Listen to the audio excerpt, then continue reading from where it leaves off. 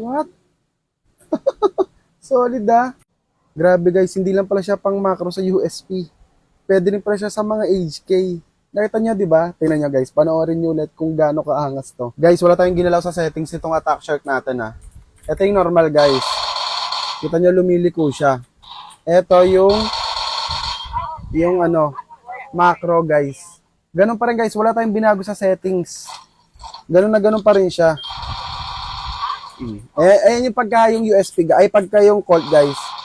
Ginamitan ng macro, ganyan siya. So parang in-spam nyo lang siya. Ganun, no?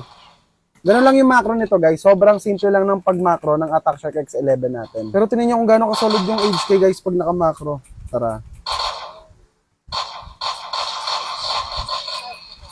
Nag-FPS na po siya. Ayun, no? Grabe naman itong ano natin guys. Ang haba ng recoil niya. O guys, wala tayong ginalaw sa settings niya. Walang nakalagay sa macro management niya. Ayan, wala. Ganun talaga siya guys. I-click nyo lang yung power button. Ay, yung 5 tapos power button. Yan lang yun.